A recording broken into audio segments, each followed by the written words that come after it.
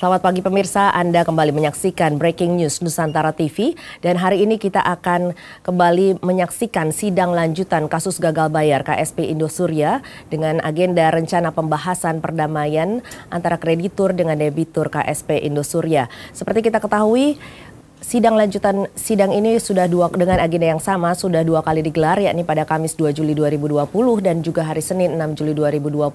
Pada Kamis 2 Juli 2020, kreditur meminta agar pihak debitur memberikan proposal perdamaian secara lebih rinci dengan transparansi mengenai kondisi keuangan dari KSP Indosuria dan juga memberikan jaminan DP 50%. Sementara pada hari Senin 6 Juli 2020, ini pihak kuasa hukum dari debitur KSP Indosuria meminta perpanjangan waktu untuk mempersiapkan proposal perdamaian.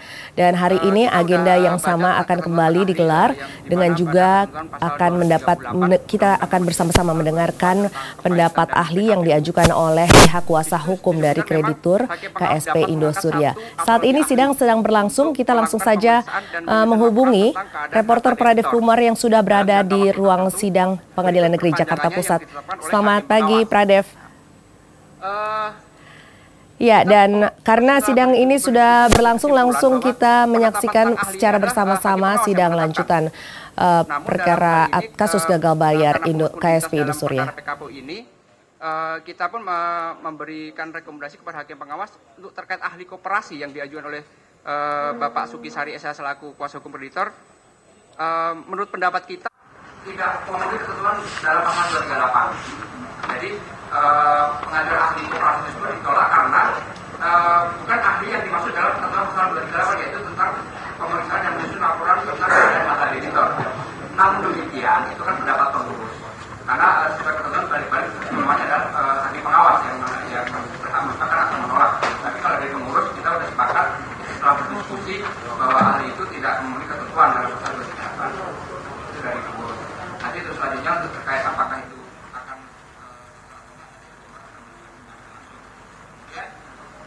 yang kedua, sebelum masuk ke agenda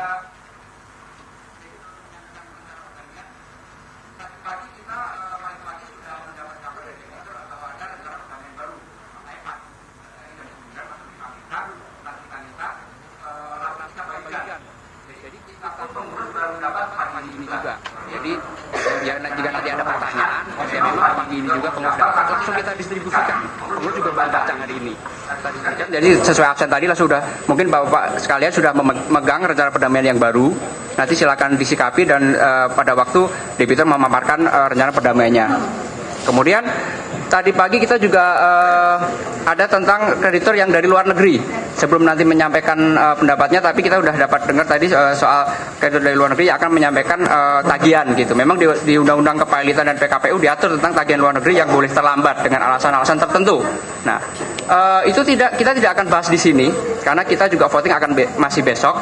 Namun tetap kita akan diskusikan dengan pengurus dan hakim pengawas apakah itu diterima atau enggak. Namun forumnya bukan pada hari ini. Namun nanti tolong tagihan itu disampaikan saja ke kita sekarang biar kita bisa pelajari, karena dalam ketentuan Undang-Undang Kepailitan juga diatur mekanismenya berserta alasan-alasan kenapa tidak bisa terlambat walaupun itu dari luar negeri kan seperti itu. Jadi kita tidak akan bahas, namun tagihannya kita terima hari ini. Langsung nanti sampaikan saja, tapi kita akan bahas karena kita akan fokus hari ini adalah pembahasan rencana perdamaian yang kalau bisa kita bilang dari pengurus mungkin final ya, karena kita PKPU sementara berakhir nanti hari Jumat. Artinya hari ini pembahasan dan pengurus juga sudah menyampaikan pengumuman di web bahwa kita akan voting besok. Itu besok karena kita Oke, maaf, kita belum upload ya, belum. Karena memang sebelum sidang permohonan majelis hakim yang pada hari Jumat besok kan harus ada voting nih, harus ada voting tentang rencana perdamaian. Karena yang bisa kita rencana perdamaian ternyata memang belum kita upload. Tapi nanti kita akan sampaikan tentang voting. Mungkin itu dari pengurus terkait beberapa laporan singkat dalam 2 hari terakhir, karena kita terakhir kan hari Senin. Sebelum ke debitur mungkin ada tambahan dari hakim pengawas. Terima kasih laporan dari tim pengurus. Jadi saya kira untuk menyangkut yang usulan dari kreditor untuk didengar keterangan ahli, saya kira sudah terjawab tadi oleh pengurus. Meskipun karena semua seperti yang saya sampaikan bahwa semua terjadi di proses kepailitan ini, ke PKPU ini semua harus melalui mekanisme yang jelas. Nah, sekiranya mudah-mudahan saja kreditor yang mengajukan untuk didengar keterangan ahli di dalam proses PKPU ini bisa memahami apa yang disampaikan oleh pengurus, karena sikap dari hakim pengawas sendiri setelah mempelajari ketentuan di pasal 238 yang sama-sama kita jadikan rujukan, maka itu kami menganggap bahwa hal itu tidak bersifat mutlak atau wajib untuk didengar keterangannya. Kalaupun misalnya pada akhirnya hakim pengawas berpendapat bahwa layak untuk diangkat satu atau beberapa orang ahli, itu pun mekanismenya ahli yang diangkat itu bukan memberikan keterangan di forum yang seperti ini, tetapi ahli dalam menjalankan tugasnya memberikan laporan kepada hakim pengawas melalui pengurus. Jadi itu yang mekanismenya. Jadi saya kira tidak ada permasalahan mengenai ahli ini karena mekanismenya sudah jelas. Untuk selanjutnya kita masuk di agenda yang intinya, yakni pembahasan proposal perdamaian yang akan diajukan oleh debitur. Namun sebelumnya saya sampaikan bahwa di dalam proses proposal perdamaian ini mungkin terdapat hal-hal baik yang pernyataan-pernyataan atau uraian yang akan disampaikan oleh debitur atau kuasanya, dan begitu pula hal-hal yang disampaikan oleh kreditor beserta kreditor lain ataupun kuasanya yang mungkin dianggap sebagai hal-hal yang privasi atau perlu mendapat perlindungan untuk tidak diekspos ke media. Sementara di dalam pertemuan ini saya lihat ada beberapa teman-teman kita yang saya sendiri belum tahu apakah dari media mana karena laporannya pun tidak disampaikan kepada kami, sehingga menyangkut hal diizinkannya beberapa teman untuk meliput acara ini karena sifatnya perdamaian. Mekanismenya atau penentuannya bukan di hakim pengawas, bukan di pengurus, tetapi kita serahkan kepada debitur dan para kreditor. Untuk itu sebelum kita masuk di acara pembahasan menyangkut teman-teman yang meliput jalannya proses perdamaian ini, saya lemparkan dulu kepada debitur dan kreditor beserta kreditor lain, apakah merasa keberatan atau tidak keberatan proses kita ini diliput oleh media. Untuk ya. Oke. Iya, makanya iya, oke.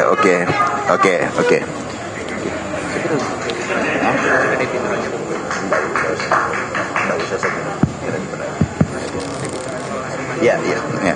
Baik, untuk selanjutnya untuk acara pembahasan proposal perdamaian ini saya serahkan. Mengenai ahli tadi, teman-teman sudah sampaikan lagi. Ya, mari Pak.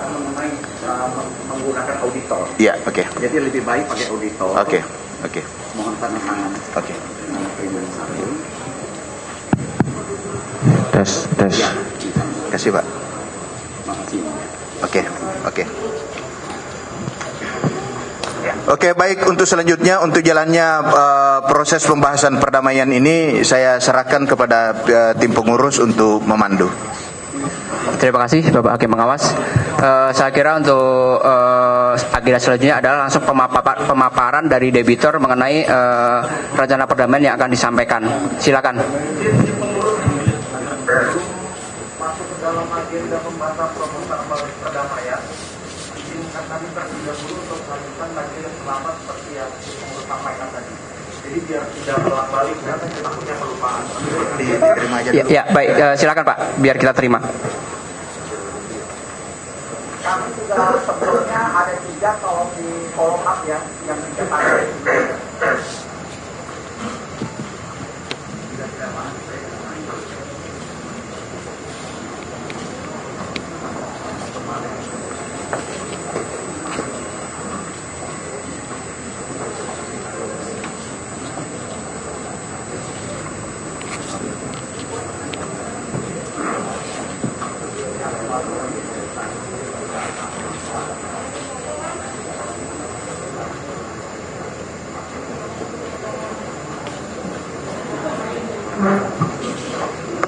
Baik, terima kasih kepada rekan-rekan kreditor. Selanjutnya kami persilahkan dari debitor maupun kuasanya yang akan menyampaikan rencana perdamaian pada hari ini. Silakan. Bismillahirrahmanirrahim. Assalamualaikum warahmatullahi wabarakatuh. Selamat pagi hakim pengawas, panitera, tim pengurus, rekan-rekan kreditor dan juga para kreditor prinsipal yang hadir hari ini. Sebelumnya kami dari pihak debitur melalui kuasa hukum menyampaikan terima kasih kepada para kreditur dan permohonan maaf dikarenakan ada keterlambatan di minggu lalu dalam penyampaian proposal perdamaian. Terlebih dari itu memang kita fokus dan memaksimalkan masukan-masukan selama beberapa hari ke belakang untuk sekiranya membuat suatu proposal perdamaian yang optimal. Jadi berkenan itu kami menyampaikan terima kasih dan permohonan maaf kami seperti itu kepada kreditur dan juga para hakim pengawas dan juga tim pengurus. Selanjutnya untuk mempersingkat waktu, kita sudah memperbaiki proposal perdamaian yang mungkin rekan-rekan kreditur prinsipal maupun kuasa hukum telah menerimanya. Untuk itu kita akan coba ringkas resumenya dengan slide presentasi, bantuan slide presentasi yang kemudian selanjutnya akan disampaikan oleh Ketua Koperasi Ibu Sonia. Waktu dan tempat, Bu. Selamat pagi semua Bapak Ibu sekalian yang hadir di sini. Saya Sonia dari Koperasi Simpan Pinjam mewakili pengurus. Pada saat ini kami akan menyampaikan proposal perdamaian. Sebelum itu saya perkenalkan juga konsultan keuangan untuk koperasi yang kami tunjuk, Bapak Luhut Silalahi, yang akan membantu menjelaskan dari sisi koperasi. Dan saya perkenalkan juga Bapak Rangga Mahisa. Beliau adalah pengelola di Koperasi Simpan Pinjam Indosurya Cipta yang akan membantu menyampaikan proposal bersama. Hari ini dari Bapak Luhut akan menjelaskan dari segi keuangan koperasi. Saya persilakan tempat dan waktu. Selamat pagi. Ya, terima kasih atas kesempatan ini untuk Bapak dan Ibu. Saya perkenalkan dulu, nama saya Luhut Silalahi. Ya, background saya dari Fortune Pacific Capital sebagai independent finance consultant di Indosurya Koperasi. Oke. Saya latar belakang saya dulu, saya lulus dari Trisakti, kemudian saya S2 saya ambil dari University of North Carolina. Ya, tahun 91, kemudian saya bekerja di Total Indonesia East Oil Company. Dari oil company saya bekerja di Deutsche Bank sebagai di corporate banking. Kemudian saya bekerja di Sigma Batara Sekuritas. Dari Sigma Batara saya kerja di Makindo Sekuritas. Dan kemudian saya mendirikan Fortune Pacific Capital. Saya sangat senang bertemu dengan Bapak Ibu di sini untuk menjelaskan perihal structure finance yang ada akan kita advise dengan Koperasi Indosurya.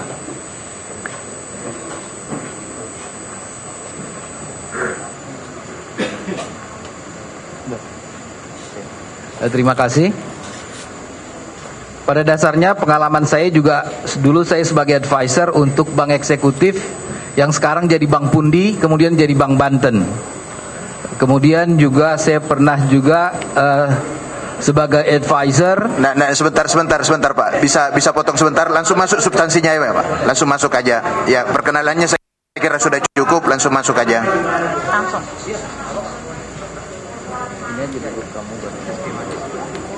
Oh, udah.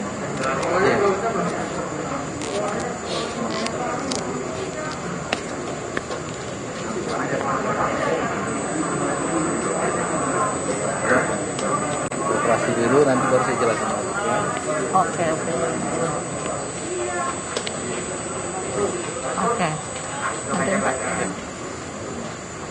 Oke, sekarang saya masuk ke proposal.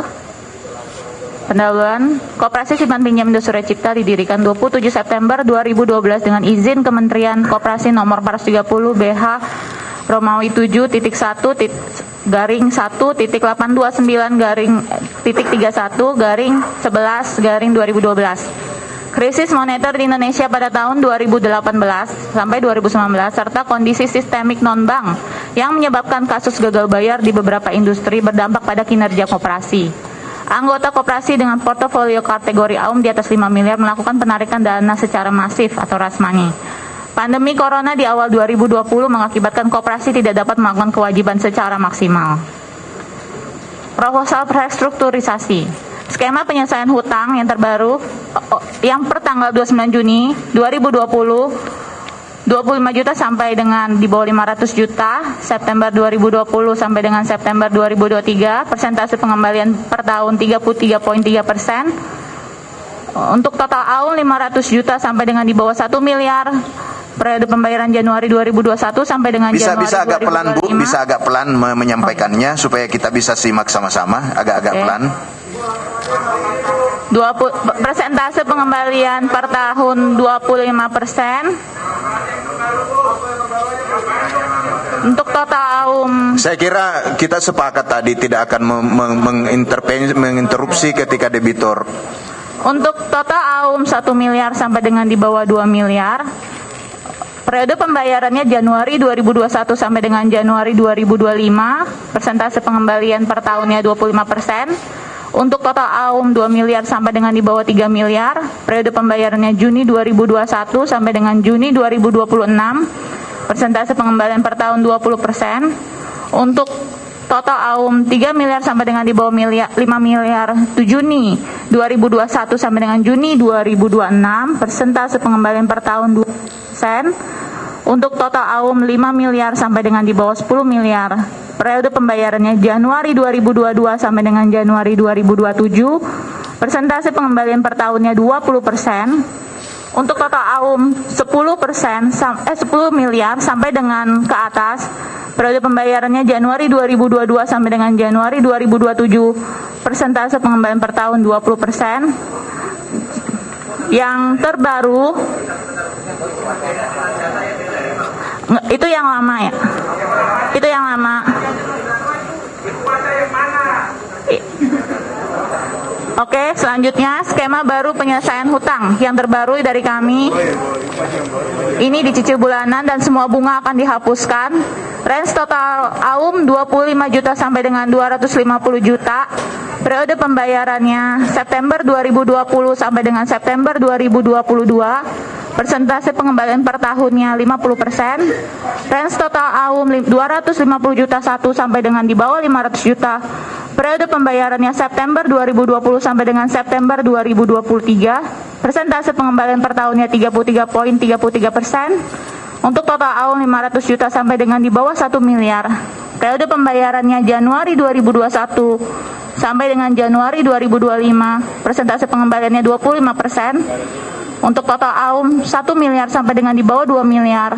Periode pembayarannya Januari 2021 sampai dengan Januari 2025. Persentase pengembaliannya 25%. Dan untuk total AUM 2 miliar sampai dengan di bawah 3 miliar.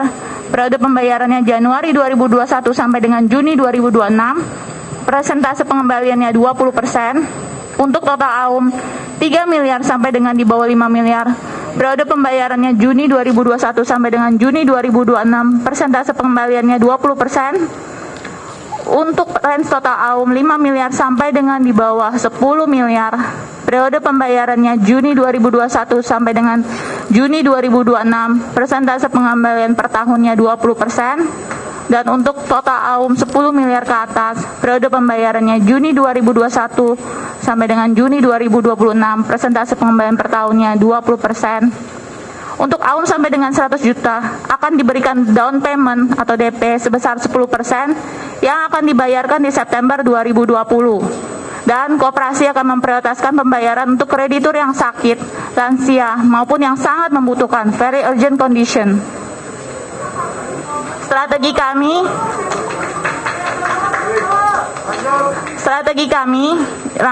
kita akan mengadakan pinjaman. Yang pertama, dan ada pendanaan.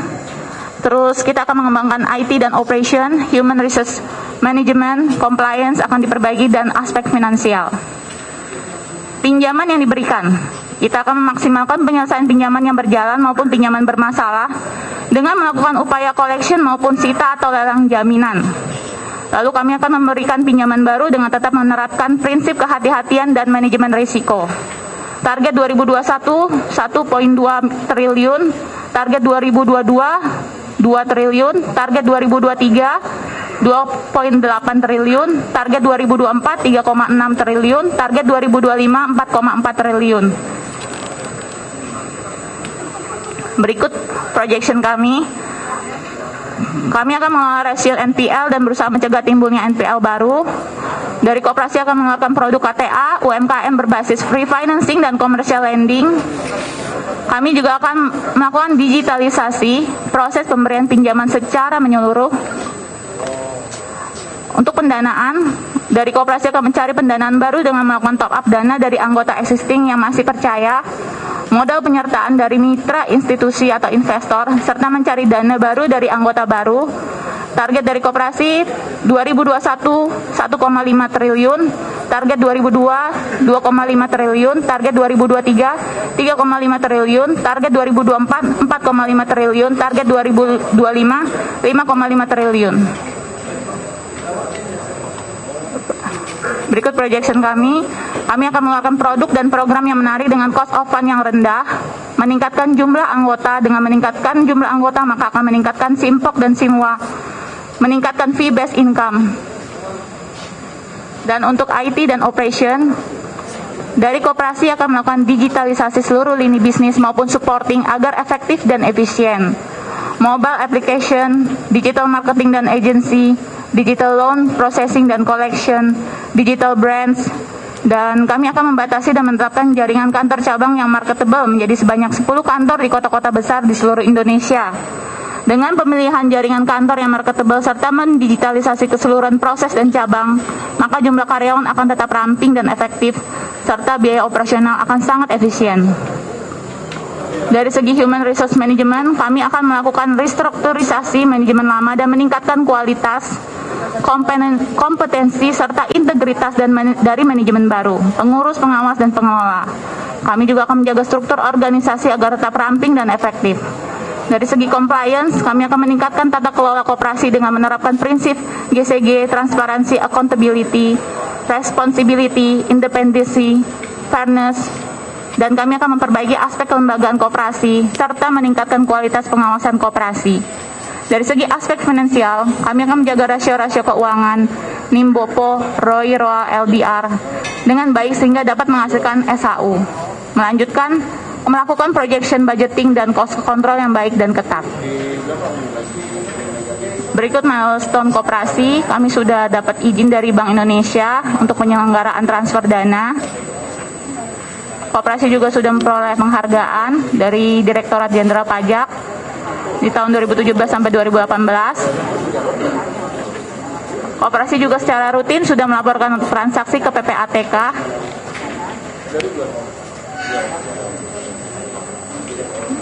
Dan untuk penyelesaian dan jaminan standby untuk koperasi simpan pinjam Indosuria Cipta, jika terjadi gagal bayar, maka koperasi hutang yang jatuh tempo akan diambil alih oleh PT Sun International Capital dengan instrumen surat hutang atau convertible loans. CL dapat dikonversi menjadi saham dalam jangka waktu 3 tahun sejak gagal bayar terjadi dengan harga yang akan disepakati di kemudian hari oleh kedua belah pihak, atau dengan penukaran liquid fixed asset seperti gedung, strata title, ruko, apartemen, villa, kafling, hotel, dan kondotel dengan harga yang akan disepakati di kemudian hari oleh kedua belah pihak. Berikut saya beri kesempatan buat para angga untuk menjelaskan dari segi Sun International Capital. Oke, baik, selamat siang. Oke, baik, selamat pagi semuanya Bapak Ibu. Saya coba jelaskan lagi sekali lagi untuk penyelesaian dan jaminan standby. Jadi jika terjadi gagal bayar atau default pada koperasi, kita akan memberikan corporate guarantee. Corporate guarantee tersebut akan dilakukan oleh PT Sun International Capital. Dengan cara kita akan tukar dengan surat hutang, convertible loans. Convertible loans itu bisa dibagi menjadi 2. Yang pertama dapat dikonversi menjadi saham dalam jangka waktu 3 tahun setelah gagal bayar itu terjadi. Kemudian yang kedua, kami akan melakukan penukaran dengan liquid fixed asset. Dapat berupa gedung, strata title, ruko, apartemen, atau villa. Oke. Kemudian saya jelaskan dikit tentang PT San International Capital. Merupakan holding company untuk property investment dan development. Kedua, merupakan perusahaan properti ARM dari Indosuria Group. Ketiga, 99% pemegang saham dan direktur utamanya adalah Bapak Henry Surya. Keempat, perseroan memiliki aset-aset properti yang tersebar di seluruh Indonesia. Contohnya, termasuk gedung perkantoran, strata title, ruko yang dikelola sendiri dan disewakan. Kelima, perseroan telah mengembangkan proyek pembangunan komersial office, building, dan ruko yang secara resmi sudah dipasarkan dan sudah beroperasi, seperti gedung Indosuria Tower di Serpong. Keenam, PT San International Capital akan melakukan IPO 1 tahun dari sekarang. Kemudian saya berikan contoh untuk proyek yang sedang dikembangkan oleh PT San. Di Bogor, PT San mempunyai tanah komersial dengan luas sekitar 3,5 hektar.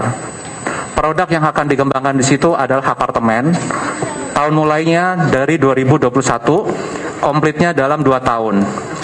Kami perkirakan projected cash flow-nya sekitar 2,8 triliun. Kemudian yang kedua, kami juga akan mengembangkan proyek di Surya Green City Sentul dengan luas tanah sekitar 600 hektar. Produknya apartemen, villa, perumahan, dan shop houses. Kita starting date-nya dari 2021 dan akan diselesaikan dalam waktu 8 tahun. Net projected cash flow-nya sekitar 30 triliun. Ini contoh-contoh foto dari Surya Green City yang akan kita kembangkan. Oke, terus kami yang San International Capital juga akan mengembangkan proyek di Serpong, Tangerang. Produknya apartemen, starting date-nya 2022, komplit dalam waktu 2 tahun. Net projected cash flow-nya sekitar 3,5 triliun. Fundingnya dengan cara joint investment. Kemudian di Bali akan dikembangkan villa dan kondotel, starting date-nya 2022, komplitnya dalam waktu 2 tahun, projected cash flow-nya sekitar 2,45 triliun. Kemudian di Cengkareng dengan luas sekitar kurang lebih 5 hektar, produknya kawasan pergudangan, akan dimulai tahun 2023, komplit dalam waktu 2 tahun, projected cash flow-nya sekitar 1,4 triliun, fundingnya dengan joint investment. Kemudian di Surabaya, kami juga PT San International Capital akan melakukan produk apartemen, starting date-nya 2023, completion-nya dalam waktu 2 tahun, cash flow-nya 1,4 triliun. Oke. Dan untuk penutupnya mungkin dari Pak Luhut bisa. Halo, terima kasih. Halo, udah.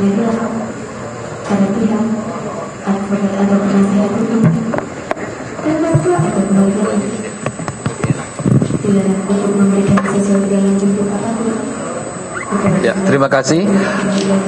Kami Fortune Pacific Capital saat ini juga sedang arrange investor strategik ya dari Middle East yang akan menanamkan sebagian modal di properti. Nah, sehingga saya mewakili Fortune Pacific Capital untuk membantu koperasi dalam membantu secara financial.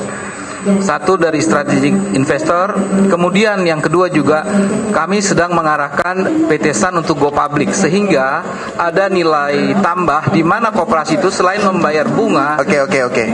Kita tahan dulu, Pak. Saya kira inti dari proposal perdamaiannya tadi sudah disampaikan. Yang Bapak akan paparkan itu kita tunggu respon dari kreditor lain. Nanti akan saudara jelaskan ketika ada kreditor yang mengajukan pertanyaan yang berhubungan dengan itu. Jadi saya kira untuk pemaparan masih dipandang perlu untuk lanjut. Oke, sedikit lagi. Silakan. Oke, terima kasih. Jadi sebentar. Yang sifatnya prospek ke depan yang bersifat data-data dan angka-angka kita tahan saja dulu.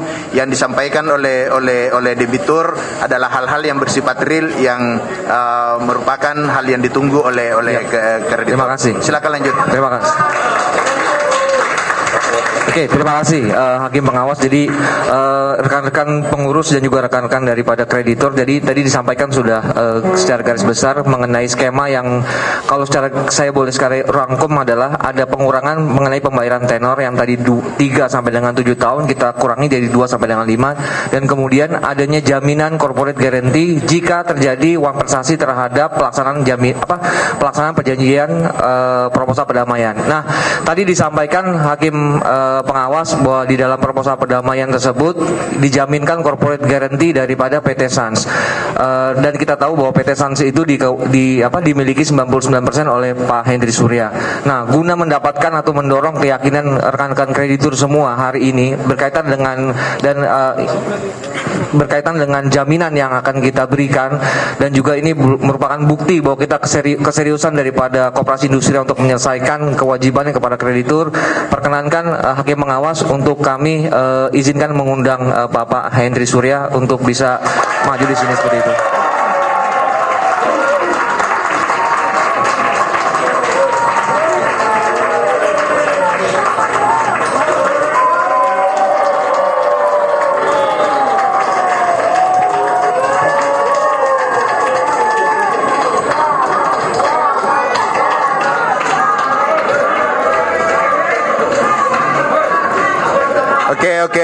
Oke, tenang. Tidak bosan-bosannya saya mengingatkan kepada saudara-saudara kreditor atau kreditor lain, ya. Semakin tidak prosedural kita, maka tujuan kita akan semakin jauh, ya. Oke. Saya persilakan untuk kembali kepada kuasa debitor untuk melanjutkan. Silakan. Terima kasih Hakim Pengawas. Jadi rekan-rekan kreditur, kami sangat bersungguh-sungguh untuk menyelesaikan kewajiban kami. Kita memaksimalkan waktu 5 hari kreditur untuk coba mencari jalan keluar supaya proposal ini dapat diterima oleh seluruh pihak. Sebelum kami buka tanya jawab, mungkin kami mohon perkenankan waktu untuk 1 sampai dengan 5 menit untuk ada sepatah 2 patah kata yang akan disampaikan oleh Pak Henry Surya dan juga oleh kuasa hukum dari Pak Junifer Girsang langsung gitu. Terima kasih. Terima kasih Bapak Hakim Pengawas. Terima kasih juga kepada pengurus dan yang kami sayangi seluruh kreditur yang hadir pada saat ini. Sesuai dengan apa yang kami sampaikan, bahwa pendiri maupun pengurus punya etiket baik untuk menyelesaikan kewajiban-kewajiban para kreditur. Konferensi pers kami sudah sampaikan dan surat menyurat juga sudah kami sampaikan. Hari ini saya sudah berkomitmen dan meminta kepada Henry Surya sebagai guarantor corporate menjelaskan Sun International juga ikut bertanggung jawab untuk meneruskan apa yang menjadi tanggung jawab dari KSP Indosuria. Yang selama ini dikatakan bahwa Henry Surya tidak bertanggung jawab, melarikan diri, hari ini hadir dia di hadapan para debitur. Oleh karenanya beliau kita sudah minta apa yang menjadi tanggung jawabnya, dan hari ini beliau kita dengar apa yang menjadi komitmennya. Untuk itu waktu kami persilakan dan mohon kepada Hakim Pengawas mengizinkan dan kepada pengurus mengizinkan beliau menyampaikan apa yang menjadi keluhan, gangguan hatinya. Terima kasih. Lanjut, silakan, dipersilakan kepada. Selamat pagi. Mohon maaf nih, saya agak belum biasa di pengadilan. Jadi kalau saya salah ngomong, mohon maaf ya. Selamat pagi semua, salam sejahtera untuk kita.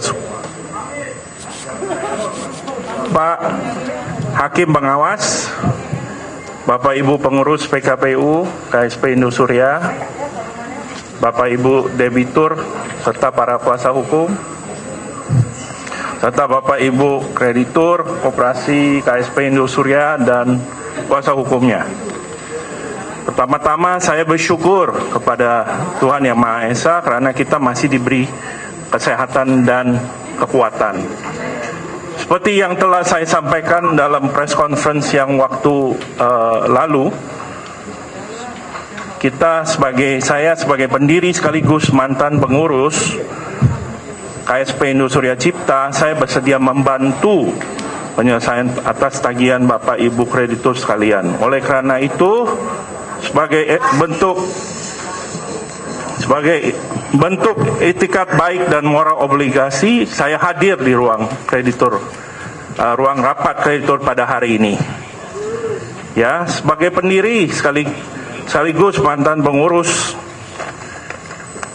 dari hati yang paling dalam, saya mau minta maaf dulu nih pada Bapak Ibu atas terjadi musibah yang kami alami sekarang. Saya pribadi juga merasa sangat sedih dan prihatin atas masalah yang sedang terjadi, terutama terhadap orang yang sangat membutuhkan uangnya seperti yang orang sakit dan lansia. Maka dari itu kami sudah menyiapkan proposal perdamaian yang final dan terbaik untuk kita semua, dengan harapan bisa memprioritaskan orang yang sangat butuh dan membantu semua orang. Karena kepercayaan dari Bapak Ibu sekalian, maka KSP ini sudah berjalan sekitar 8 tahun dan termasuk salah satu koperasi yang terbesar di Indonesia. KSP Indosuria sudah nasional dan punya IT yang terdepan. Tujuan awal koperasi ini didirikan untuk mengakomodasi, membantu mikro dan UMKM dan banyak karyawan. Sehingga dengan adanya koperasi ini, UMKM bertumbuh dan memiliki daya saing tinggi dan memajukan Indonesia.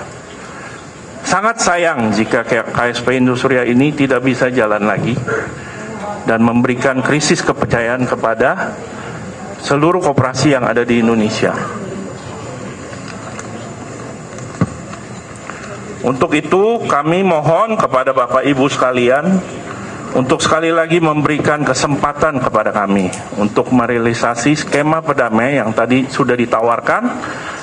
Nah, kami juga berharap dukungan, kepercayaan sekali lagi dari Bapak Ibu dan doa-doa untuk persoalan ini bisa segera selesai. Saya juga mau menjaga nama baik orang tua saya yang sudah mulai usaha selama 45 tahun dan Indosuria yang sudah 30 tahun dari tahun lalu. Yes. Oleh karena itu, saya sebagai Direktur Utama dan sekaligus PSP atau pemegang saham pengendali PT Sun International Capital sungguh-sungguh berkomitmen untuk menjadi standby guarantor terhadap KSP Indosuria. Untuk informasi, PT Sun ini adalah salah satu grup dari Indosuria Group. Jadi sekali lagi, Bapak Ibu, saya mohon maaf atas kejadian ini dan harap memberikan kesempatan kepada kami kepercayaan lagi untuk bisa selesaikan perdamaian ini. Sebagai penutup, izinkan saya memberikan kata penutup yang menginspirasi kita semua. Buah keheningan adalah doa. Buah dia adalah iman. Buah iman adalah cinta. Buah cinta adalah pelayanan. Buah pelayanan adalah damai. Demikian pernyataan dari komitmen saya. Makasih. Salam sejahtera untuk kita semua. Oke. Terima kasih kepada debitur atau kuasanya. Untuk selanjutnya, sekali lagi kami mohon tenang kepada kreditor. Sekali lagi saya memohon kepada Bapak Ibu sekalian, dengar dulu. dengar dulu. Kita tahan dulu, Bu. Kita tahan dulu. Sekali lagi kami sampaikan, kami duduk di sini untuk kepentingan Bapak dan Ibu sekalian. Sehingga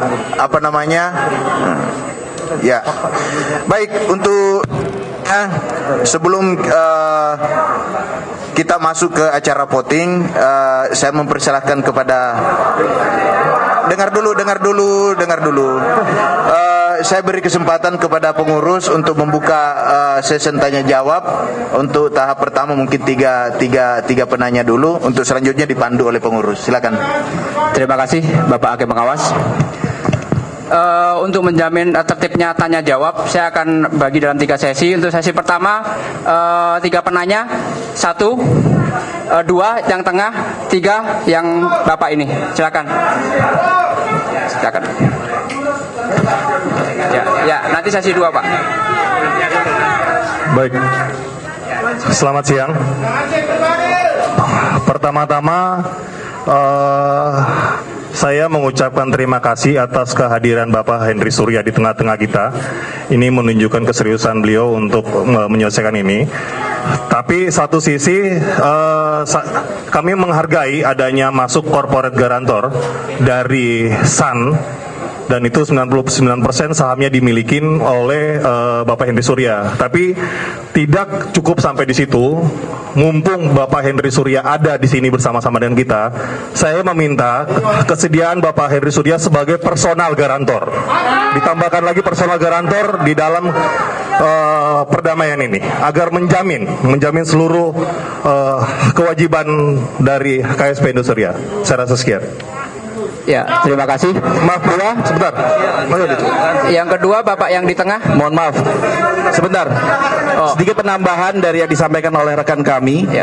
Kami sudah mencek di Ditjen AHU, disampaikan bahwa pemegang saham mayoritas yang ada di PT Sun Capital per 20 April 2020 adalah Bapak Surya Effendi, bukan Bapak Henry Surya.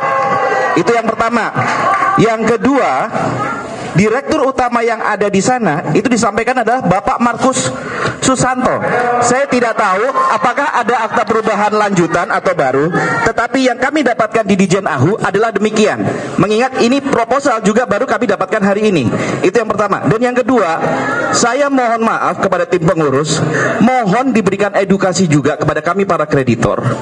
Tadi pengurus sampaikan di awal bahwa besok adalah voting rencana perdamaian.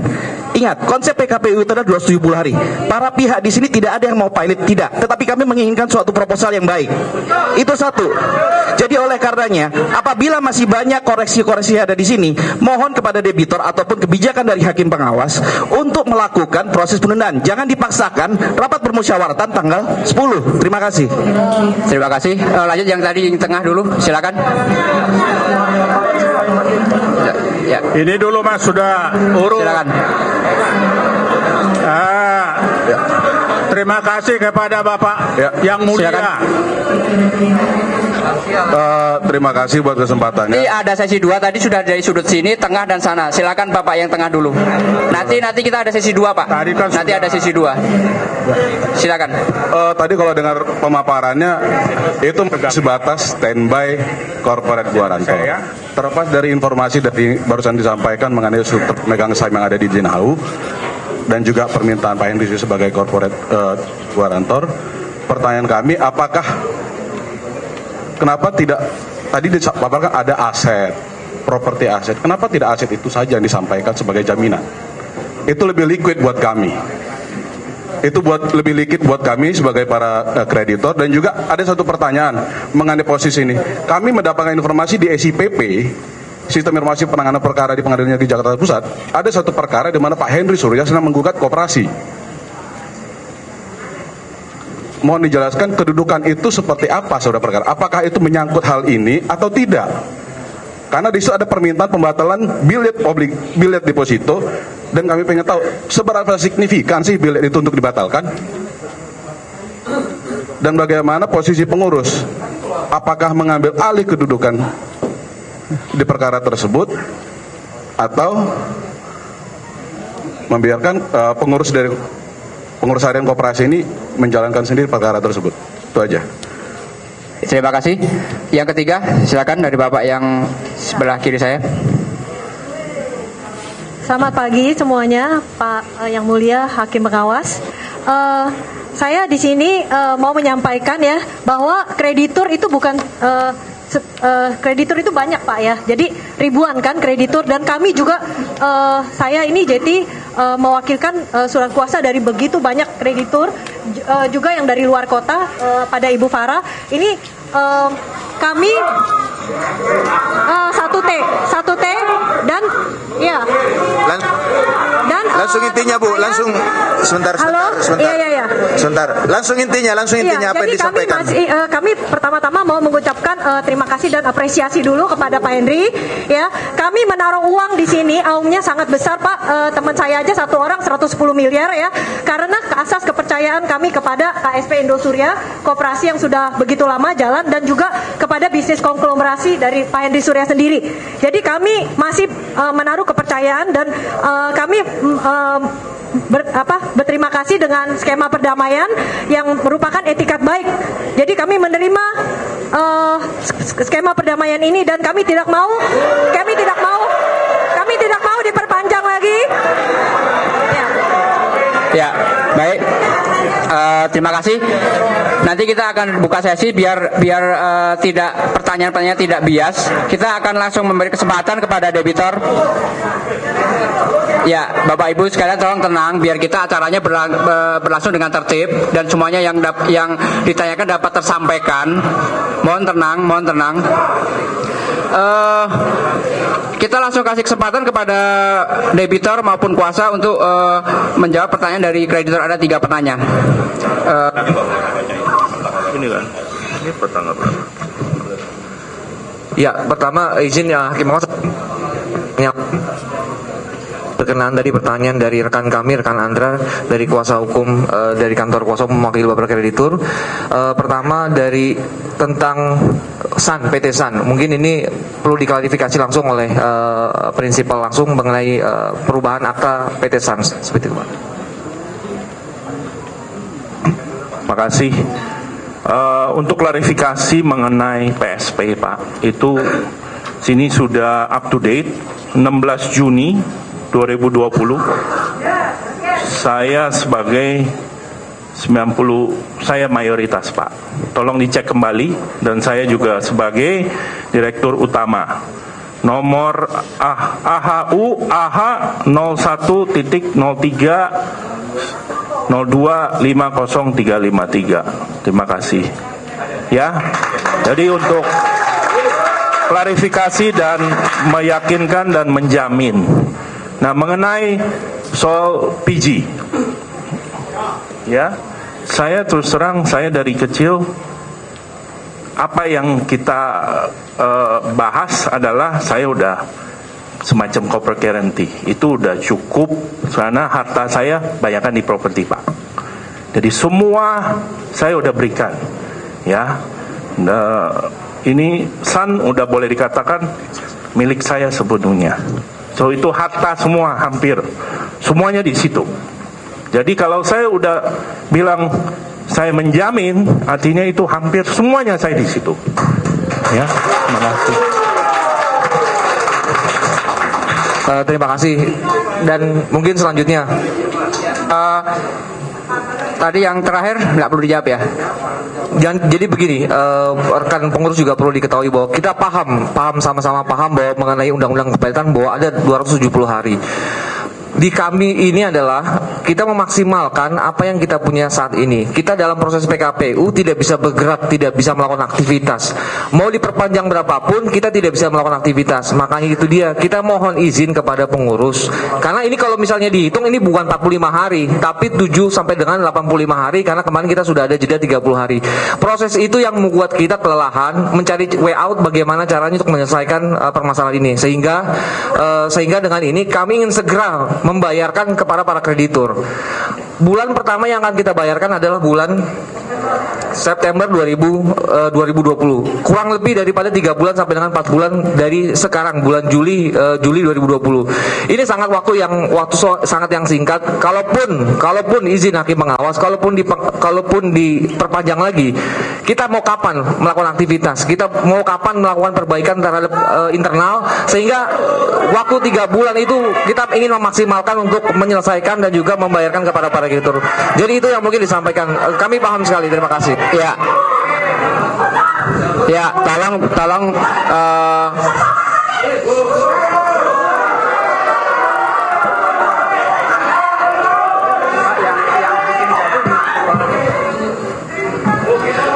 ya, Bapak Ibu tolong tenang, karena kalau tidak tenang kita tidak akan bisa melanjutkan acara.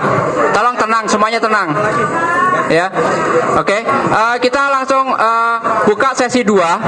Sesi 2. Ya. Ya, semuanya tenang. Ya.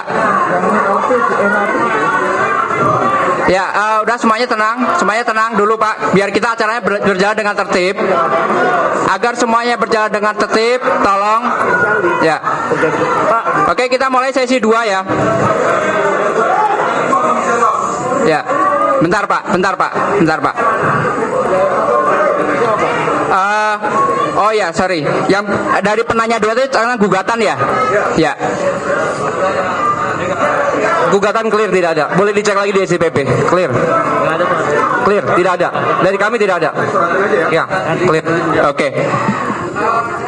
Kita lanjut sesi 2 yang Bapak yang tadi lansia, yang baju pink, Bapak baju pink. Ya, 1. Kemudian 2 dari belakang belum ada. Belakang. Ya, belakang Bapak itu. Kemudian yang ketiga yang belakang juga kita akomodir semua ya Pak ya. Kita akomodir semua, jadi jangan yang di depan aja, yang belakang kita kasih kesempatan. Mungkin di antara kita semua saya yang paling tua. Belum Pak, bentar. Ya, silakan. Umur saya sudah 76 tahun.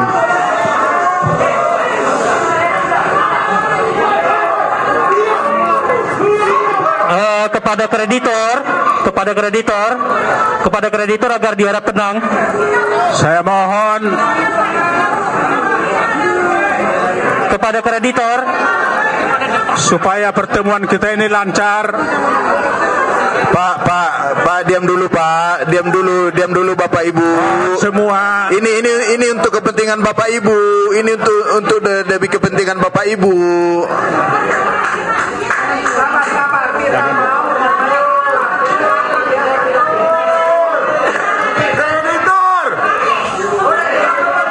kepada kreditor. Selamat siang kreditur. Kita rapat kreditur. Kita para kreditur di sini semua mengharapkan hasil yang sama. Nggak akan ada way out-nya kalau kita teriak-teriak malah berantem di antara kreditur. Toh sebenarnya pun mau fight, besok fightnya pada saat voting. Hari ini kita dengarkan semuanya satu persatu proposalnya. Ya, pemirsa, itulah tadi baru saja kita ikuti jalannya sidang lanjutan rencana pembahasan proposal perdamaian antara kreditur dan debitur KSP Indosuria. Dan untuk membahas hal ini lebih jauh, sudah bersama saya ada Direktur Research Center on Economic Direktur Core Indonesia atau Center of Reform on Economics Indonesia, Bapak Peter Abdullah. Selamat pagi Pak Peter. Selamat pagi Mbak Tasya. Iya, kita sudah ikuti bersama ya tadi jalannya sidang lanjutan ini. Bagaimana tanggapannya Pak? Ya, prihatin ya. Ya, kita prihatin karena kasus ini terus berulang. Ya, kasus Indosuria ini kan bukan yang pertama. Iya, sudah kalau kita cukup lihat sering kita mengalami ya kasus-kasus ya, di mana menggunakan koperasi, bentuk koperasi simpan pinjam yang memakan korban ya, yang dananya tidak bisa dikembalikan. Ya. Apa yang menyebabkan banyaknya kasus-kasus seperti ini, Pak? Ya karena, dan ini terlihat di sini ya. Tadi kita lihat bagaimana proses berjalannya pengadilan ya, penyelesaian sengketa itu. Saya melihat kita semakin jauh meninggalkan koperasi. Ya. Namanya koperasi simpan pinjam Indosuria, tapi sama sekali tidak menunjukkan jiwa koperasi. Ya. Kita semakin kehilangan jiwa koperasinya. Masyarakat kita semakin tidak paham dengan koperasi, sehingga sangat wajar kalau kemudian koperasi dimanfaatkan oleh oknum-oknum ya. saya anggap ini oknum ya, yang memanfaatkan nama koperasi itu, koperasi simpan pinjam, kemudahan-kemudahan yang ada di koperasi untuk tanda kutip memperdaya. Ya. Ini kalau bukan memperdaya apalagi kan? Ya. Ketidaktahuan, ya, ketidakpahaman tentang bentuk koperasi itu yang kemudian menyebabkan mereka dengan mudah sekali untuk menempatkan dana dan itu dikelola tanpa tanda kutip pengawasan yang cukup. Oke, ini untuk masalah pengawasan sendiri, ini sebenarnya terletak di mana, Pak? Koperasi sesuai dengan Undang-Undang Koperasi diatur dan diawasi oleh Kementerian Koperasi. Ya. Dan selama ini memang koperasi itu umumnya skala ekonominya kecil, ya. Jadi tanpa pengaturan dan pengawasan yang terlalu ketat nggak masalah. Ya. Tapi begitu skala usahanya, ya, yang dikelola itu uang yang demikian besar, sementara pengawasan, pengaturan dan pengawasannya relatif terbatas dari Kementerian Koperasi, maka potensi penyimpangan itu sangat besar terjadi. Kalau ini memang sekarang ini tidak banyak orang yang mengetahui bedanya koperasi dengan lembaga keuangan lainnya. Ini terletak di mana dasar hukumnya, Pak? Jadi ini memang ada daerah abu-abu, gray area, ya. Disebutkan di dalam undang-undang kalau ada penghimpunan dana, ya, ada penghimpunan dana masyarakat itu masuk kategorinya bank. Ya, dan berarti diatur dan diawasi oleh otoritas jasa keuangan. Tapi kalau penghimpunan dananya itu adalah terbatas di anggota dan bentuk dari lembaganya itu adalah koperasi, maka domainnya itu adalah domainnya Kementerian Koperasi. Ya. Ini diatur di dalam Undang-Undang Koperasi dan diatur di dalam Undang-Undang Perbankan.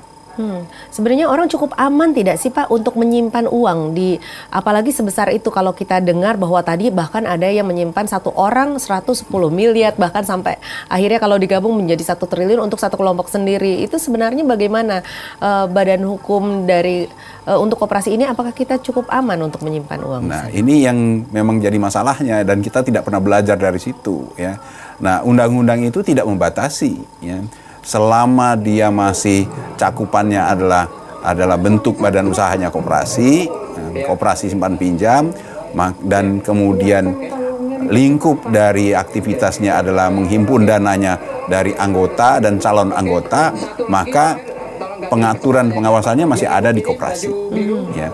Tidak dibatasi kalau sudah begitu besar beralih ke OJK, tidak. Ya. Dan padahal kita tahu bahwasanya semakin besar yang dikelola, dana yang dikelola, ya, semakin besar juga risikonya. Ya. Dan itu ya yang sayangnya tidak cukup diatur dan diawasi. Jadi sehingga ini harusnya ya, tentunya risikonya menjadi lebih besar. Jadi seharusnya di kedepannya harus diatur Pak gitu ya. Ketika ini sudah semakin besar, seharusnya kemudian dialihkan pengawasannya untuk ke OJK seperti itu. Ini yang saya sebutkan sebagai kita tidak pernah belajar dari kasus-kasus selama ini. Kan kasus seperti Indosuria ini kan sudah berapa kali terjadi dan nilainya juga sama besarnya, ya triliunan, ya. Ada koperasi Langit Biru, ada Pandawa, ya banyak sekali kasus-kasus koperasi, ya. Dan umumnya, ya, yang mengalami penyimpangan terbesar itu adalah ketika koperasi itu sudah skalanya sudah sedemikian besar. Tanpa pengawasan, ya, maka potensi penyimpangannya akan sangat-sangat besar. Banyak juga yang tidak mengetahui apa perbedaan antara kasus KSP Indosuria ini dengan kasus misalnya dulu kalau kita ingat ada First Travel, kemudian baru-baru ini terjadi kasus asuransi Jiwasraya. Apa bedanya ini Pak? Beda sekali. First Travel bukan koperasi. Ya. First Travel itu adalah perusahaan travel untuk umroh dan haji, ya. Dan penempatan dananya bukan penempatan untuk investasi, ya, itu adalah uang DP untuk pelaksanaan travel umroh dan haji, ya. Ya memang itu kemudian dikelola oleh First Travel, ya. tapi peruntukannya adalah uang muka. Ya. Dan masalahnya adalah first travel tidak mampu untuk memenuhi janjinya memberangkatkan jemaahnya. Jadi berbeda, bentuk usahanya beda, peruntukannya beda. Ya. Kalau Jiwasraya jelas itu adalah badan usahanya asuransi. Ya. Penempatan dananya adalah sebagian untuk asuransi, ada juga tujuannya untuk investasi. Ya. Nah, kalau di first travel itu izin dan sebagainya ada di Kementerian Agama, kalau Jiwasraya izin dan operasinya, pengawasannya ada di OJK. Ya. Kalau Indosuria ini adalah koperasi, izin dan pengaturan pengawasannya ada di Kementerian Koperasi. Nah ini banyak orang yang juga tidak takut untuk menyimpan uang sebanyak itu. Sebenarnya apa yang memotivasi mereka? Kenapa mereka tidak menyimpan uang di bank saja gitu misalnya? Nah ini yang saya sebutkan tadi, kita juga ada banyak faktor yang faktor pertama adalah kurangnya juga pemahaman masyarakat tentang risiko investasi. Ya. Kurangnya pemahaman masyarakat bahwasanya bentuk usahanya seperti apa, ya, koperasi itu seperti apa, ya, keamanannya seperti apa. Ya.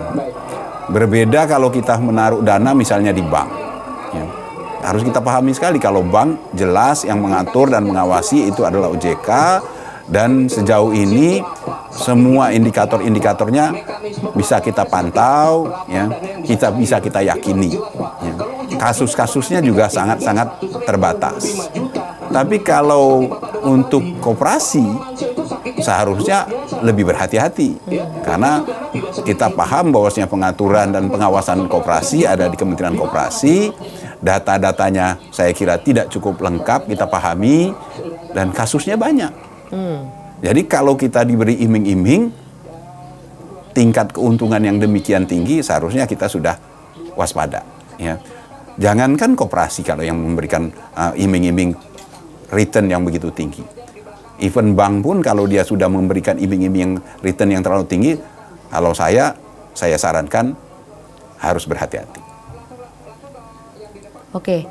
Nah, Pak, ini sepertinya sudah mulai memanas kembali. Ini suasana sidang, kita akan coba lihat dan ikuti kembali ini bagaimana jalannya sidang lanjutan ini. Siap, Mbak Tasa.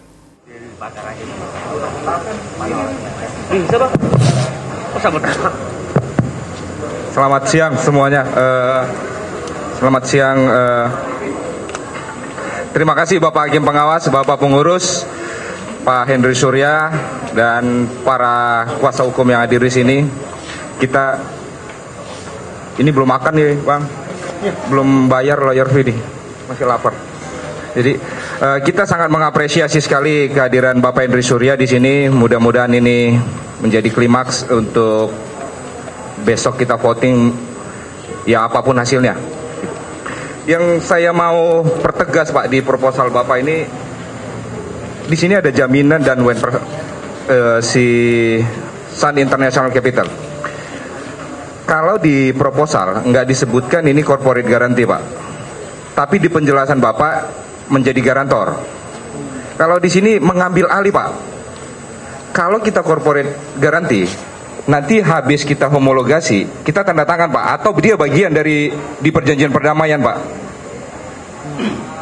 Ini kan diambil alih dengan cara konversi atau aset settlement. Nah, kita mohon kepastian kalau memang corporate guarantee Sun ini jadi garantor, bahasanya disebut garantor aja Pak, supaya clear perjanjiannya nanti apa Pak kita Pak. Dan kalau menurut saya lebih bagus menjadi corporate guarantee dibandingkan dikasih alternatif convertible loan, apalagi 3 tahun atau aset settlement Pak. Mungkin itu usul aja Pak. Terima kasih Pak. Terima kasih. Yang kedua, yang tadi, yang belakang Pak, paling belakang tadi, nggak ada lagi. Ya itu yang maaf saya berdiri. Oh udah. Mau menyampaikan pagi Pak. Selamat pagi. Saya berdiri di sini mau menyampaikan aspirasi dari saudara saya, saudara-saudara saya semua di sini, yang notabene tadi sampaikan bahwa mekanisme untuk sakit dan lansia. Itu mekanisme seperti apa? Bagaimana? Saya bertanya, sampai kemarin pun yang meninggal tidak ada pembayaran. Kalian hanya berbicara tadi bilang mekanisme, realnya seperti apa? Gitu loh. Oke, pembahasan, tetapi mekanismenya diperjelas tidak seperti ini, gitu loh. Karena satu, orang yang sudah di liang kubur mau bagaimana, Pak? Dia di sini menabung untuk kehidupannya, gitu loh. Oh baik Bu, tadi udah mirip pertanyaan yang Bapak Baju Sekarang Pink ya. mekanismenya diperjelas aja, karena kontak-kontak juga nggak bisa Pak. Ya. Apa kita harus mengemis dan mengetuk juga kan nggak bisa Pak. Ya, oke. Lagi satu. Ya, ya. Satu lagi Pak Nisun. Ya. Baik, selamat siang semuanya. Shalom Pak Henry. Kami dari LBH Battle Indonesia, mungkin saudara kenal, dan kita tahu bagaimana kondisi yang ada terjadi hari ini. Terima kasih Pak Junifer Girsang atas segala daya upaya meyakinkan Pak Henry Surya untuk datang kemari. Kami beri aplaus hormat buat Bapak. Yang berikutnya, kami tertarik pada halaman terakhir, jaminan dan kejadian uang prestasi. Mungkin kami kasih masukan saja. Alangkah lebih baik yang disebut dengan penukaran liquid fixed asset, yang item-item yang di list itu baiknya Sun International Capital menyebutkan semuanya dalam bentuk dokumen otentik, list di dalam perdamaian nanti yang akan ditandatangani, supaya kita clear and clean. Demikian kalau dalam kepastian hukum. Kemudian saya rasa mengenai garantor tadi, karena ini Sun International Company, kita berharap Sun International Company bisa mengeluarkan seperti bentuk surat berharga nantinya yang bisa menjamin para kreditur apabila terjadi wan prestasi dari si penanggung sendiri. Karena di 1832 KUH Perdata dan juga di pasal berapa di 37 2004 tentang penanggung, saya rasa mungkin tim kuasa hukum mungkin harus mempelajarinya, dan baiknya ini harus detail ya. Liquid fixed asset itu jangan hanya disebut, baiknya secara otentik dibuat list. Ini masukan saja dari kami. Oke, terima kasih. Terima kasih. Mungkin langsung dijawab oleh kuasa hukum. Sudah di sini Pak.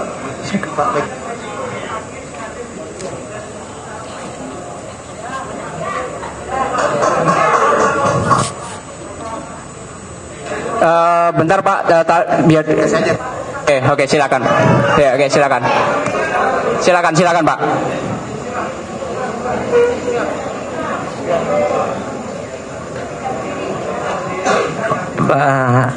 Pak Henry, selamat siang, terima kasih. Saya Andi Wiriantono. Saya Andi Pak.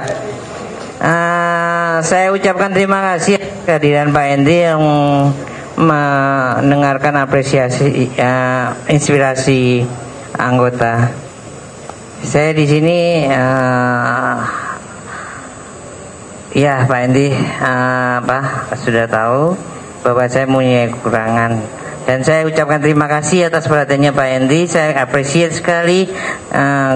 Semoga Tuhan selalu menyertai Pak Henry dan semuanya, dan semua nasabah. Saya mohon untuk berunding secara damai dan secara rukun, dan mencari jalan keluar yang terbaik. Terima kasih. Baik, terima kasih. Apakah debitur akan ada tanggapan lagi? Cukup. Baik, selanjutnya karena pengurus menilai semua yang dipaparkan oleh debitur sudah tersampaikan. Kemudian bentar. Ya. Ya. Izin pengurus, karena pengurus sendiri yang menyampaikan bahwa besok akan ada voting. Tolong jangan akan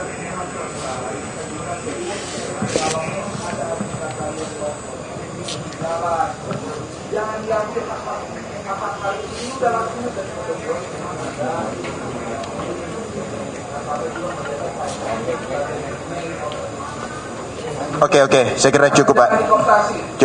Cukup, terima kasih. Untuk selanjutnya langsung ke debitur menyampaikan beberapa rangkuman dari yang disampaikan tadi. Silakan. Baik.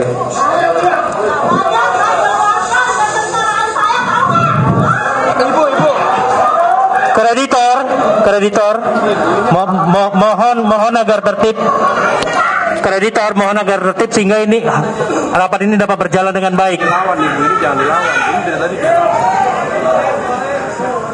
Lanjut Pak, silakan dari debitur atau kuasanya, silakan. Baik, terima kasih para debitur dan para hadirin. Kami mengapresiasi apa yang menjadi usulan yang sudah disampaikan. Ya, usulan-usulan itu kami catat. Ya, nanti kami akan pertimbangkan lebih lanjut. Tetapi saya dengan Pak Henry sudah sampai larut malam tadi malam membahas apa yang menjadi proposal hari ini. Kesanggupan yang ada inilah komitmen beliau. Kalau dipaksakan yang tidak bisa dilakukan nanti menjadi masalah kemudian. Nah, oleh karenanya mengenai disabilitas yang kemudian lansia, nanti Pak Henry akan menyampaikan apa yang menjadi tanggung jawab batinnya untuk mereka itu. Nanti kita dengar langsung dari Pak Henry, dan tadi malam disampaikan kepada saya itu yang menjadi gangguan batinnya. Sekali lagi, usulan-usulan yang sudah disampaikan para debitur kami tampung. Ya, tentunya apa yang sudah disampaikan ini juga termasuk bahasan kami di dalam mengajukan proposal sebelumnya. Nah, oleh karenanya untuk lebih, saya tadi terharu yang disabilitas. Saya jujur katakan, saya pegang Pak Henry ini adalah suatu komitmen dia kepada saya, bahwa dia punya etiket baik dan bertanggung jawab. Kemudian kalau dia tidak menyatakan itu, sabar ibu, apa yang ibu alami masih banyak ribuan hal yang sama. Makanya kita bicara hari ini adalah bagaimana membaca proposal. Ya, di luar proposal tentu nanti dibicarakan secara khusus. Nah, oleh karenanya Bapak pengurus dan sebagai pengawas, apa yang disampaikan Pak Henry ini yang terakhir inilah panggilan hatinya yang disampaikan kepada para debitur. Terima kasih. Silakan. Terima kasih Pak Junifer. Saya terus terang juga hati berat kalau hadapin banyak orang kalau yang sakit. Ya.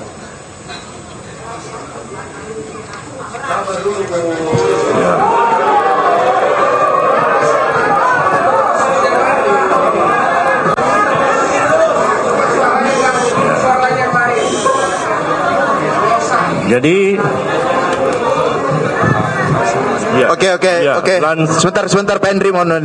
Kami mohon sekali lagi Ibu tidak bosan-bosannya saya menyampaikan, kita ada di sini untuk kepentingan Ibu. Jadi kalau Ibu mengganggu jalannya acara, berarti Ibu mengganggu kepentingannya sendiri. Ya, tolong tahan diri dulu. Silakan lanjut Pak Henry. Terima kasih. Sebetulnya kan sudah disampaikan di proposal KSP bahwa kita ada DP untuk yang kecil-kecil, ya, yang 100 juta ke bawah kalau nggak salah, ya, dan juga yang sakit, yang lansia, kami juga prihatin, ya. Jadi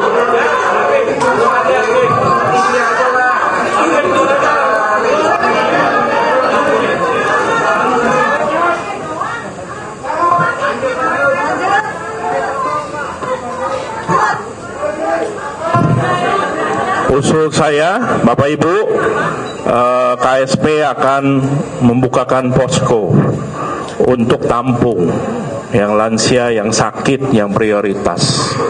Nanti akan ditentukan oleh mereka. Mekanismenya seperti gimana nanti akan dibahas, dibicarakan. Yang pasti saya terpanggil untuk harus kewajiban itu. Sampai uang pribadi pun saya harus masukin, ya kita bayarin dulu. Ya. Itu aja jaminan saya. Terima kasih.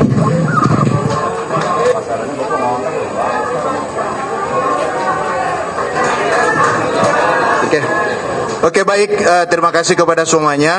Terima kasih kepada pengurus, teman-teman kreditor, dari kuasa debitor, Pak Henry dengan kuasanya. Terima kasih semuanya. Sebagai kesimpulan yang kita dapatkan pada hari ini, ada beberapa hal yang disampaikan oleh beberapa kreditor.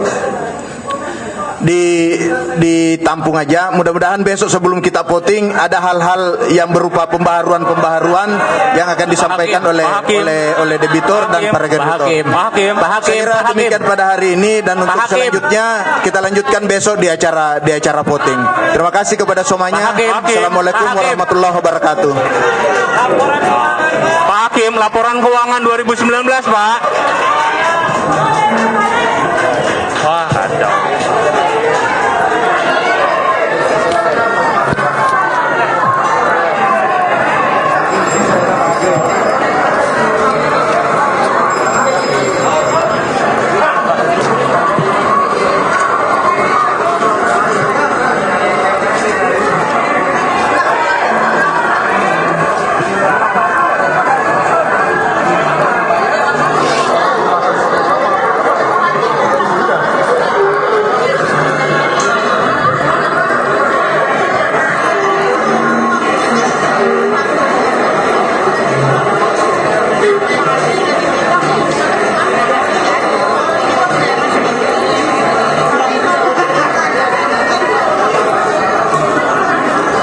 Pemirsa, setelah tadi kita ikuti jalannya sidang lanjutan rencana pembahasan proposal perdamaian antara kreditur dengan debitur KSP Indosuria, ini saya akan lanjutkan lagi perbincangan dengan Pak Peter Abdullah, Direktur dari KOR Indonesia. Pak Peter, ini tadi sudah dikatakan oleh kalau kita ikuti tadi jalannya sidang ini, sepertinya para kreditur masih belum puas juga ya dengan proposal perdamaian yang diajukan oleh pihak debitur. Iya, saya bisa membayangkan ya, tidak mungkin mereka bisa puas ya. Karena selama uang mereka belum kembali, pasti ada khawatiran ya, apalagi proposal yang diajukan saya kira belum memberikan keyakinan bahwasanya uang itu benar-benar akan bisa kembali. Iya, dimana kalau kita ingat sebelum ini mereka meminta ada jaminan DP 50% untuk pengembalian dana investasi mereka. Tapi setelah kita tadi dengarkan dari pihak Henry Surya mengatakan bahwa ini DP hanya untuk 100 juta ke bawah dan untuk orang yang sakit dan lansia. Kemudian juga hanya memberikan tenornya saja begitu ya, tetapi besarannya berapa dan kemudian jaminannya berapa juga tidak diberikan. Tidak cukup rinci. Jadi saya bisa membayangkan kalau yang pegang uang, yang pemilik uang, pemilik dana, terutama yang sangat besar. Tadi kalau yang sangat besar kan range pengembaliannya juga sangat panjang. Ya. Ada yang mulai dari tahun 22, ya, yang semakin besar justru semakin panjang. Yang semakin kecil yang agak pendek, yang mulai dari bulan September tahun ini sampai September tahun depan. Itu yang di kisaran 100 juta. Tapi begitu dia 1 M ke atas, itu range-nya, waktu pengembaliannya menjadi lebih panjang. Dan yang menjadi pertanyaan utama adalah sejauh mana rencana proposal ini itu nanti akan bisa dieksekusi. Ya. Keyakinan itu yang saya kira yang dibutuhkan oleh para kreditur atau para pemegang dana. Iya, tadi ada juga kreditur yang menyatakan lebih baik diberi corporate guarantee daripada capital loan atau asset settlement. Ini bagaimana, Pak? Ya, ini bergantung kepada masing-masing ya. Asset settlement itu bisa jadi tadi kalau saya tidak salah juga mendengar mereka juga menawarkan dalam bentuk aset properti karena disampaikan oleh pemilik tadi atau pengurus tadi, mereka memiliki banyak properti. Ya, saya kira saya lebih nyaman kalau saya pribadi berapapun itu ya sudah ada yang saya pegang. Ya.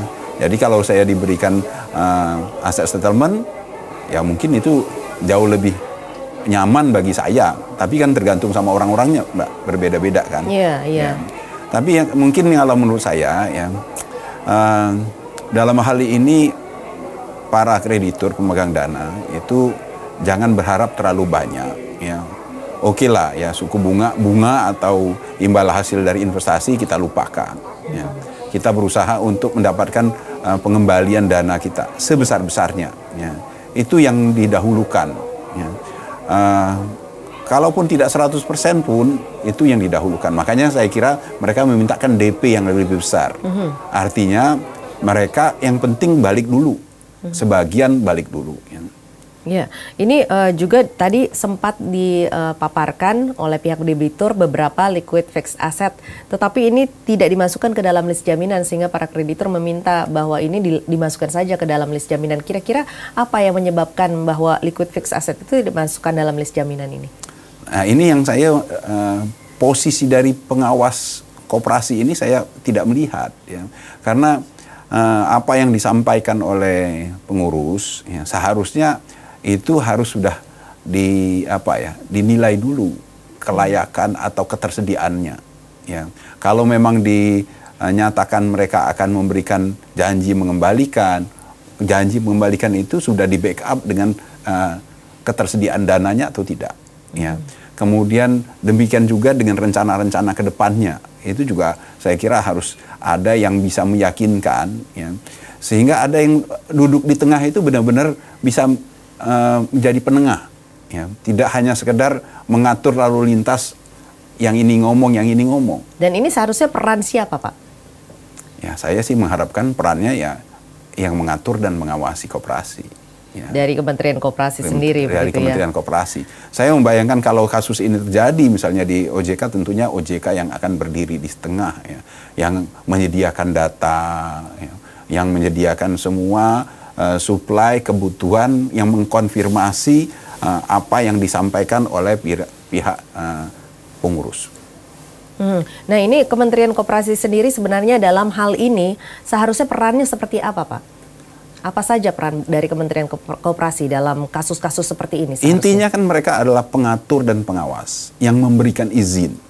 Jadi memberikan izin, mengatur dan mengawasi. Berarti mereka yang sebenarnya yang seharusnya sangat-sangat paham atas kondisi koperasi. Dalam hal ini Koperasi Indosuria. Sehingga menjadi penengah apa yang disampaikan oleh pengurus, apa yang dijanjikan oleh pengurus, mereka sangat firm, sangat tahu. Sehingga ikut meyakinkan kepada pihak kreditur, pihak nasabah atau anggota. Ya. Sebenarnya kalau koperasi nyebutnya bukan kreditur tapi anggota. Ya, jadi kepada semua anggota, ini ada pengurus, ada anggota, ya, dan sekali lagi ini saya jadi sedih sekali karena benar-benar kita meninggalkan pemahaman terhadap koperasi. Dalam koperasi itu pengurus dan anggota itu sama.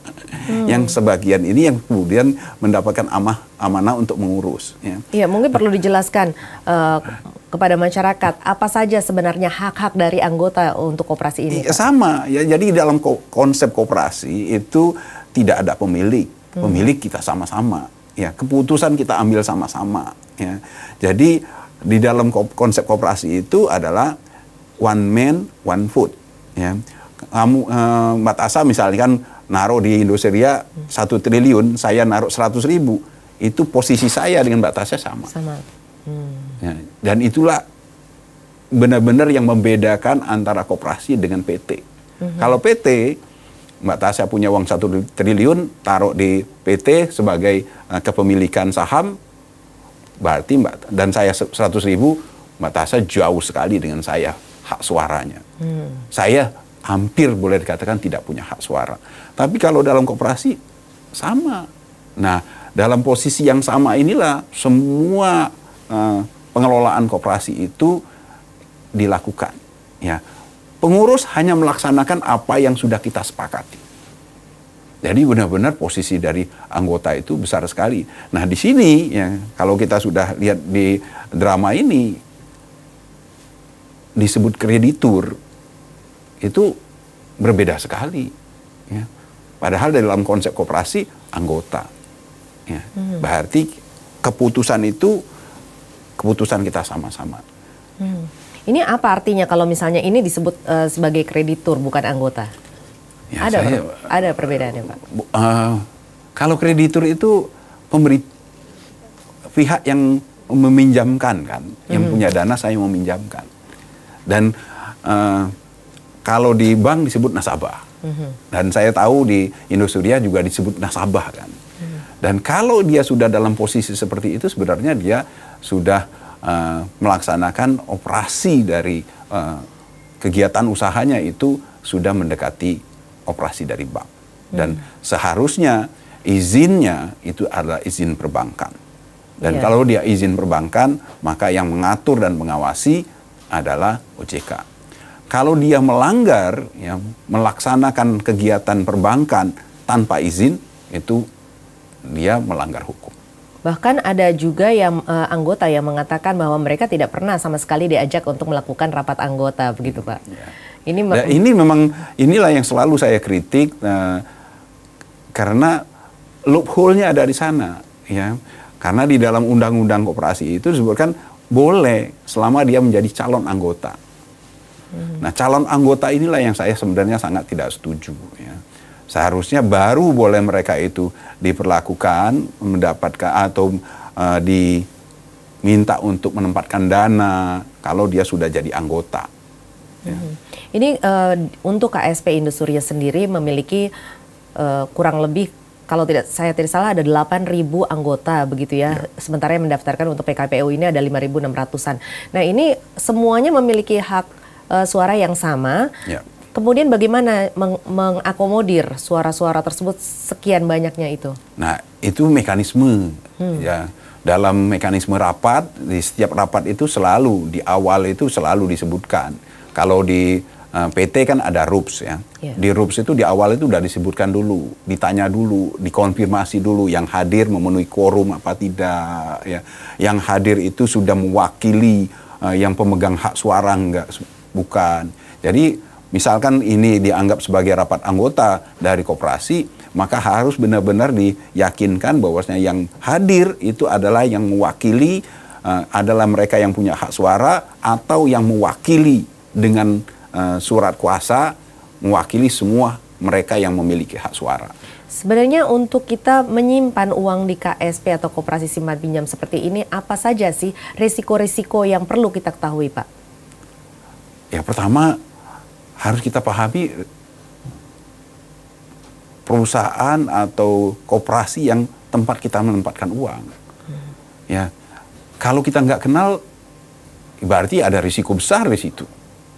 Harus paham dulu, harus kenal dulu. Benar-benar kita kenal sedalam-dalamnya. Ya, track recordnya, ya, personal-personalnya itu kita harus paham benar. Ya. Dan kemudian walaupun kita sudah kenal pun, kita juga harus pahami yang ditawarkan itu apa, yang dijanjikan itu apa. Ya. Kalau dia menawarkan investasi dengan return yang begitu tinggi, taruhlah misalnya returnnya sekarang ini di atas 10% itu aja sudah sangat-sangat tinggi loh sekarang. Iya. Ya, di atas 10%. Bank biasanya 6-7%. Iya, sekarang ini kan bunga deposito sudah kisaran 6-7%. Yeah. Kalau dia sudah di atas 10%, itu kita harus paham itu investasinya apa. Ya. Karena tidak banyak investasi yang memberikan return yang demikian tinggi. Jadi semakin tinggi risiko, ya, biasanya tercerminkan di semakin tingginya bunga atau return. Kalau dibalik, kalau semakin besar yang ditawarkan, return yang ditawarkan, artinya semakin besar juga risiko yang kita hadapi. Iya, untuk KSP Indosuria sendiri ini menawarkan atau mengiming-imingi bunga sebesar 9-12% tergantung dari berapa besar dana investasi yang diberikan. Nah, kemudian juga beberapa kreditur atau beberapa nasabah ini mempertimbangkan bahwa KSP Indosuria ini telah berdiri begitu lama dan juga begitu besar dan sudah beroperasi berpuluh-puluh tahun juga kalau tidak salah ya Pak ya. Nah ini tetap saja terjadi hal seperti ini. Ini salahnya di mana nih Pak? Ya ini juga ya udah lama bukan berarti tidak ada risiko. Ya justru kita tetap harus berhati-hati. Terutama kalau menurut saya ini saya bukan menyampaikan hal negatif untuk koperasi. Ya. Koperasi umumnya itu kalau dia masih kecil biasanya bagus. Tapi begitu dia besar itu kecenderungannya itu pengawasannya menjadi lebih lemah, risikonya jadi lebih tinggi. Jadi kalau kita ingin menempatkan dana, pahami pertama lembaganya, bentuk lembaganya apa. Siapa yang mengawasi lembaga itu? Saya cenderung menyarankan kalau ingin menempatkan dana di lembaga-lembaga yang jelas yang mengawasi, ya OJK, bentuknya itu adalah perbankan, ya, asuransi, dana pensiun, itu kan jelas, ya, diawasi oleh OJK. Koperasi kalau menurut saya ini yang harus menjadi PR kita bersama-sama. Untuk kita bisa mengembalikan dengan semua track recordnya, ya, harus hati-hati. Kalau begitu bagaimana? Apakah sebaiknya kita para kreditur itu memilih untuk pilot atau mendesak supaya DP 50% atau jaminan yang mereka inginkan itu dilaksanakan atau dikabulkan? Kalau saya boleh menyarankan, pilihlah ya, opsi yang paling memungkinkan dilaksanakan oleh pengurus. Jangan memaksakan apa yang mereka inginkan, ya. Karena dipilotkan belum tentu yang terbaik, ya. Memaksakan DP 50% juga kalau seandainya itu tidak mampu dilaksanakan oleh pengurus, percuma. Jadi kalau menurut saya adalah memberikan kesempatan kepada pengurus untuk memberikan yang terbaik yang bisa dilakukan. Nah, yang paling penting adalah dalam hal ini, pihak debitur maksudnya ya Pak ya? Ya, pihak debitur ya, pihak debitur pengurus itu bisa mengembalikan dana mereka yang terbaik. Ya. Yang paling penting itu kan bukan nilainya, tapi realisasinya. Nah, sekarang yang paling penting adalah tadi kalau yang saya dengar sudah banyak yang dijanjikan. Ada DP, ya, walaupun DP-nya sangat terbatas, ya, dan kemudian janji-janjinya juga ada yang berdasarkan jumlah atau nilai dari AUM-nya, dari nilai uangnya. Nah, yang paling penting adalah untuk bisa meyakinkan bahwasanya apa yang dijanjikan oleh pihak debitur, ya, pengurus itu benar-benar nantinya bisa direalisasikan. Kan daripada kita menuntut sesuatu janji yang kemudian nantinya tidak juga direalisasikan. Percuma, nah ini tetapi yang menjadi perdebatan sejak kemarin adalah para kreditur tidak percaya bahwa kemampuan dari debitur hanya sekian. Nah, begitu, dalam hal inilah kondisi keuangan mereka dibuat secara transparan. Bagaimana supaya mereka bisa mengetahui kondisi keuangan dari pihak debitur? Inilah yang sebenarnya yang kita harapkan, peran dari pengawas, pengawas dari koperasi, ya. Kan koperasi kan ada otoritasnya, ya. Ada otoritas yang harusnya bertanggung jawab terhadap keberadaan dari koperasi itu. Izin kan mereka yang berikan, yang mengatur mereka, yang mengawasi mereka. Ya, dalam hal ini nggak seharusnya tidak lepas tangan saja, tetapi benar-benar membantu mencari solusi. Ya, yaitu dengan cara apa? Memberikan keyakinan kepada mereka yang dalam hal ini kita anggap sebagai korban, para kreditur, bahwasanya kondisi dari koperasinya seperti ini, hal yang terbaik yang bisa dilakukan oleh pengurus adalah seperti ini, seperti ini. Kalau begitu, ini pertanyaan terakhir Pak. Apa saran Bapak kepada pemerintah agar hal seperti ini, karena ini sudah banyak sekali kasus-kasusnya, supaya kasus gagal bayar untuk koperasi ini tidak terjadi lagi di kemudian hari?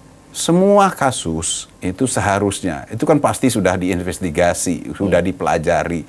Seharusnya itu sudah menjadi bahan perbaikan peraturan, ketentuan peraturan perundangan. Ya. Mana yang menjadi terbaik, menghindari agar supaya kasus-kasus ini tidak terjadi. Ini yang menurut saya tidak pernah muncul ya dari kasus yang 10 tahun, 5 tahun yang lalu. Apa sebenarnya lesson learn-nya? Apa yang kemudian sudah diperbaiki di dalam bentuk peraturan dan perundangannya, sehingga benar-benar kita bisa mencegah, memitigasi semua risiko, mencegah agar supaya kasus itu tidak terulang kembali. Jadi, selama tidak ada perubahan peraturan perundangan, tidak ada perbaikan dari sisi otoritas yang mengatur dan mengawasi, hal ini bisa terjadi lagi. Jadi harus ada perubahan peraturan perundangan dan juga perbaikan dari evaluasi kasus-kasus sebelumnya ya Pak ya. Baiklah kalau begitu, terima kasih banyak Pak Peter telah bergabung bersama kami, dan pemirsa, sampai di sini Breaking News Nusantara TV. Saya Tasya Felder dan tim yang bertugas undur diri. Terima kasih, sampai jumpa.